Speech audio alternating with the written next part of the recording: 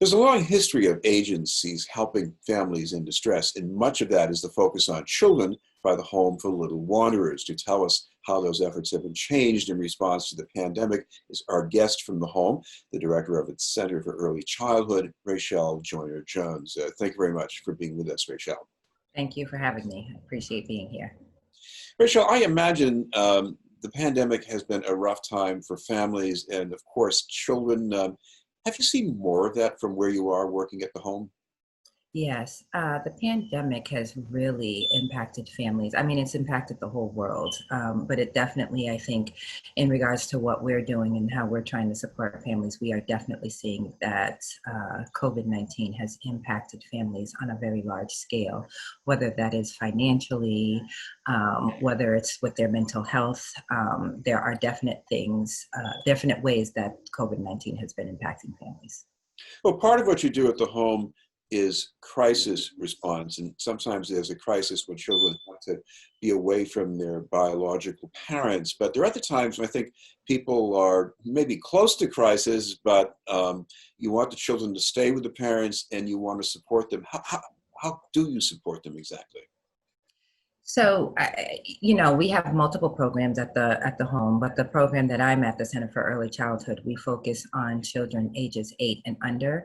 And part of our work is doing the clinical therapy to sort of support the relationship between parents and children. And so our doors are still open. We are still conducting those services through telehealth over the screen to make sure that families are getting what they need while not they're unable to come into our offices. We are also providing, every Wednesday, the home has produce. We are providing fresh produce for families weekly. When families are struggling with meeting their needs financially, the home has been able to step in and sort of support some of those needs, whether that's around getting a bill paid, whether that's around transportation to and from school. The home has done a lot to try to be creative because this is a new day and age that we're all facing, and it hasn't been done before. So I think what I have been really excited and proud to be an employee of the home around is how we are trying to adapt to the needs of families and children. I know you have a background in mental health counseling. What about the changes in children's behavior right now? Even if there's not exactly a crisis, just being cooped up in the house, not seeing their friends, what Yeah. does that do to children?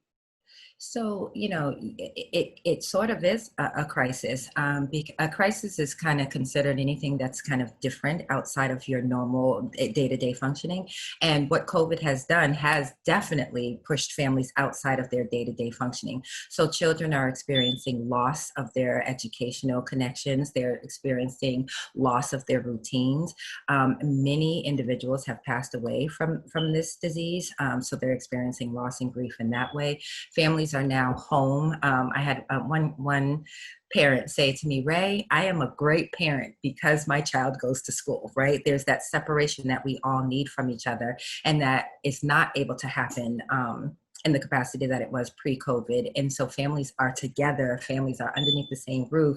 And if there were struggles with communication or connection in it, already, can you just imagine what that is like now, having to be in the same room 24/7 on a regular basis? So that is something that definitely is impacting families, is just that natural need of being able to have your own space, and there isn't that anymore. In normal times, the work of a child welfare agency might include meeting with parents to help them with things, maybe some kinds of education. You can't do that in person now. So how successful has it been doing this, let's say, on Zoom connections? Yeah, I mean, it's been a struggle, I think, just to adapt to, I think as human beings, we crave that human connection. And so it was a struggle to adapt to doing what we call telehealth support. So we have now moved all of our services through a virtual platform, either Zoom, Teams, and so for families, that has been somewhat helpful because where families weren't able to maybe meet with us physically because of their work schedule or because of the child's work schedule, and now everyone is home, there is just a little bit more room for us to sort of get in there with families virtually and do our work. So that has been a nice change, and being able to see families virtually has provided us more opportunity to see families. Of course, child welfare work also involved some kind of state regulation of monitoring. There are things that involve court sign-offs.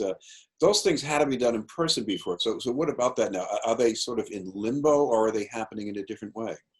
Yeah, no, again, I think the whole world is really trying to adapt to what has happened. And so if we are needing those things, everything has moved to virtual. So we're trying really hard not to stop any of our process. It might have slowed down a little bit, but in terms of like getting signatures, things going through the courthouse, that is the exact same. It's just being done virtually. The other piece is I do think with, the state really lessening some of the restrictions around how we are able to go outside, that has been helpful. So we are able to like see families in the community practicing social distancing. We are able to run to a courthouse and get a signature, or conduct whatever business we need to conduct during specific hours following the Department of Mental Health, Department of Public Health guidelines. So it might have slowed down a little bit, but we have definitely tried to figure out creative ways to still meet the needs of our families and get the resources that they need to them. You know, uh, there are many families who are really hurting right now who've never had any contact with structured intervention, and so they were hit by the pandemic and the economic fallout. I imagine a lot of those people might be reluctant to ask you for help. Do you think that's a problem right now? Yeah, I do. I think that that was a problem pre-COVID, and also post-COVID, just in terms of the stigma around mental health that does it impacts people's ability to ask for help in that way. What I would say though, is that right now everybody needs help, and if you are feeling like you need support, you should definitely come to the Home for Little Wanderers. um, yeah, absolutely, that's what I would say. Now, the home has also benefited from volunteer work over the years. How has that changed lately? So to be quite honest with you, I'm not really sure how that has changed. I do know that we don't have events right now where we are needing volunteers. Right now, the staff, from my understanding, has been jumping in where our volunteers have had to jump in before. So, for example, like I spoke about the Wednesday fresh produce, if I wasn't doing this interview, that's exactly where I would be. And I would be there delivering produce to families, or to school sites, daycare centers, all of that, whoever needs it. How do you feel when you make those deliveries? Because on the one hand, people do need food; it's a necessity. But on the other hand, just going to the door, talking to somebody, what about the significance of that? Yeah. Um, I mean, I enjoy it because, again, I am craving that human connection as well, in this time of COVID-19. So it feels amazing to have that connection with the family, to drop off that produce that that they desperately need. Um, and it's a second for us to just check in, keep our eyes on kids, keep our eyes on families, and make sure that they're doing okay. But it's an amazing feeling to be able to provide a resource for a family when you know they need it. And finally, Rachel, if families need any help from the home, what's the best way to get in touch? They can reach out to us at our website, www.thehome.org, or they can reach out and make a referral to our intake department at 1-855-240-4663. Thank you very much for taking the time to be with us. Thank you for having me.